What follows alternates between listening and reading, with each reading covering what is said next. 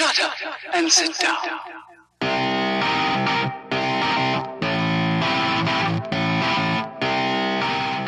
Hello Internet surfers and welcome to the F-Thing News, bringing you the best articles of Internet that media on YouTube want dare to report. On this segment, the headline of Counterpunch by Mike Whitney says, "Blood in the water, the Trump revolution ends in a whimper." The Flynn fiasco is not about National Security Advisor Michael Flynn's conversations with the Russian ambassador. It's much deeper than that. It's about Russia. It's about Putin. It's about the explosive rise of China and the world's biggest free trade zone that will eventually stretch from Lisbon to Vladivostok. It's about the one country in the world that is obstructing Washington's plan for global domination, Russia. And it's about the future, which country will be a key player in the world's most prosperous and populous region, Asia. That's what's at stake, and that's what the Flynn controversy is really about.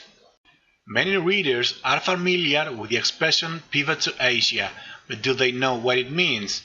It means the United States has embarked on an ambitious plan to extend its military grip and market power over the Eurasian landmass, thus securing its position as the world's only superpower into the next century. The pivot is Washington's top strategic priority, as Hillary Clinton said in 2011. Quote, "Harnessing Asia's growth and dynamism is central to American economic and strategic interests. Open markets in Asia provide the United States with unprecedented opportunities for investment, trade, and access to cutting-edge technology. American firms need to tap into the vast and growing consumer base of Asia. The region already generates more than half of global output and nearly half of global trade. We are looking for opportunities to do even more business in Asia, and our investment opportunities in Asia's dynamic markets." End quote. In other words, it's pivot or bust. Those are the only two options. Naturally, ruling elites in the US have chosen the former over the latter, which means they are committed to a strategy that will inevitably pit the US against a nuclear arms adversary, Russia. Trump's National Security Advisor Michael Flynn wanted to normalize relations with Russia. He rejected the flagrantly hostile approach of the US foreign policy establishment. That's why he had to be removed. And that's why he's been so viciously attacked in the media, and why the threadbare story about his contacts with the Russian ambassador were used to force his resignation. This isn't about the law and it isn't about the truth. It's about bare-knuckle geopolitics and global hegemony. Flynn got in the way of the pivot, so Flynn had to be eliminated. End of story. Here's a clip from an article by Robert Perry. Quote, "Flynn's real offense appears to be that he favors detente with Russia rather than escalation of a new and dangerous Cold War. Trump's idea of a rapprochement with Moscow and a search of areas of cooperation and compromise has been driving official Washington's foreign policy establishment crazy for months, and the neocons, in particular, have been determined to block it. Though Flynn has pandered to elements of the neocon movement with his own hysterical denunciations of Iran and Islam in general, he emerged as a key architect of Trump's plans to seek a constructive relationship with Russian President Vladimir Putin. Meanwhile, the neocons and their liberal interventionist sidekicks have invested heavily in making Putin the all-purpose bête noire to justify a major investment in new military hardware and in pricey propaganda operations." End quote. US foreign policy is not developed willy-nilly. It emerges as the consensus view of various competing factions within the permanent national security state. And although there are notable differences between the rival factions, either hardline or dovish, there appears to be unanimity on the question of Russia. There is virtually no constituency within the political leadership of either of the two major parties or their puppet masters, supporters in the deep state, for improving relations with Russia. None. Russia is blocking Washington's eastward expansion. Therefore, Russia must be defeated. Here's more from the World Socialist website. Quote, US imperialism seeks to counter its declining world economic position by exploiting its unchallenged global military dominance.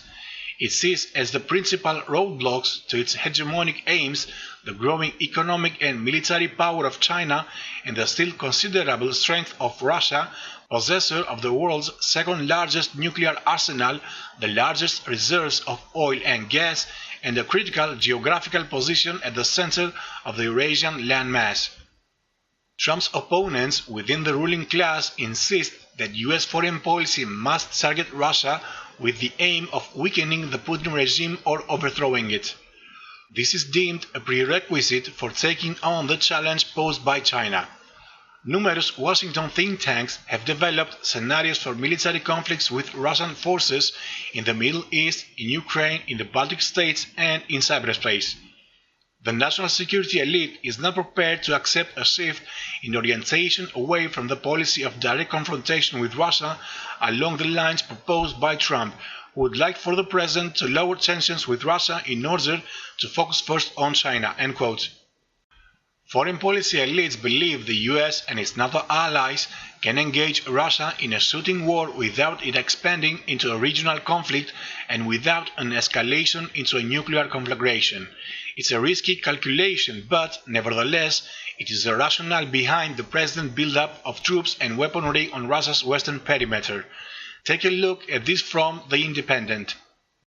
Quote, thousands of NATO troops have amassed close to the border with Russia as part of the largest buildup of Western troops neighboring Moscow's sphere of influence since the Cold War. Tanks and heavy armored vehicles, plus Bradley fighting vehicles and Paladin howitzers, are also in situ, and British Typhoon jets from RAF Koningsby will be deployed to Romania this summer to contribute to NATO's southern air policing mission. Kremlin officials claim the buildup is the largest since the Second World War. End quote. Saber-rattling and belligerence have cleared the way for another world war. Washington thinks the conflict can be contained, but we're not so sure. The inexperienced Trump, who naively believed that the president sets his own foreign policy, has now learned that that's not the case. The Flynn slapdown, followed by blistering attacks in the media and threats of impeachment, have left Trump shaken to the core. As a result, he has done a speedy about-face and swung into damage control mode. On Tuesday, he tried to extend the olive branch by tweeting that, quote, Crimea was taken by Russia, and by offering to replace Flynn with a trusted insider who will not veer from the script prepared by the foreign policy establishment. Check out this blurb on the Foreign Policy Magazine website on Wednesday. Quote, President Donald Trump offered the job of National Security Advisor to retired Vice Admiral Robert Harward on Monday night. If, as expected, Harward accepts the job today, he is likely to bring in his own team, from deputy on down, with a focus on national security types with some experience under their belts. Harward also would work well with Defense Secretary James Mattis. When Mattis was Chief of Central Command, Harward was his deputy. Mattis trusts him enough to put him in charge of planning for war with Iran. Mattis has urged Harward to take the NSA job. If Harward becomes NSA, Mattis would emerge from the Flynn mess in a uniquely powerful position. He would have two of his former deputies at the table in some meetings.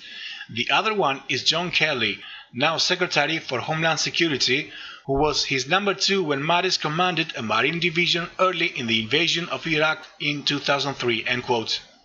In other words, Trump is relinquishing control over foreign policy and returning it to trusted insiders who will comply with the preset elitist guidelines. Trump's sudden metamorphosis was apparent in another story that appeared in Wednesday's news, this time related to Rex Tillerson and General Joseph Dunford. Here's a clip from CNN. Quote, Secretary of State Rex Tillerson and Chairman of the Joint Chiefs of Staff General Joseph Dunford meet face-to-face with their Russian counterparts Thursday, as the Trump administration evaluates the future direction of US-Russian relations. But even as Tillerson's plane was taking off in Washington, the Pentagon announced the meeting between Dunford and his Russian counterpart Valery Gerasimov, which will take place Thursday in Baku, Azerbaijan. The military leaders will discuss a variety of issues, including the current state of US-Russian military relations. Trump's envoys have been expressing positions more keeping with previous US policies. Ambassador to the United Nations Nikki Haley indicated the US would maintain sanctions on Russia for annexing Crimea in 2014. She condemned what she called the Russian occupation of the Ukrainian territory. The US has deployed thousands of troops and tanks to Poland and Romania in recent weeks, while other NATO allies have sent troops in Latvia, Lithuania and Estonia. There is a common message from the President, from his security team, the Secretary of State, the Secretary of Defense, that they stay strongly committed to NATO, he added. End quote. Let's summarize. The sanctions will remain. The tanks are on the border. The commitment to NATO has been reinforced. Danforth is going to explain Washington's strategic objectives to his Russian counterpart in clear, unambiguous language. There will be no room for Tillerson, who is on friendly terms with Putin, to change the existing policy or to normalize relations. Danforth, Haley, and Defense Secretary James Mattis will make sure of that. As for Trump, it's clear by the Crimea tweet, the sacking of Flynn and the prospective appointment of Harvard that he's running scared and is doing everything in his power to get out of the hole he's dug for himself. There's no way of knowing whether he'll be allowed to carry on as before or if he'll be forced to throw other allies like Bannon or Conway under the bus. I would expect the purge to continue and to eventually include Trump himself, but that's just a guess. The hope that Trump would bring an element of sanity to US foreign policy has now been extinguished. The so-called Trump revolution has fizzled out before it ever began. In contrast, the military buildup along Russia's western flank continues apace. Thank you for watching, and if you found this video informative, share it and subscribe, or ideally both. This is Two Shots for the Epic News, where integrity and facts matter. Take care and see you next time.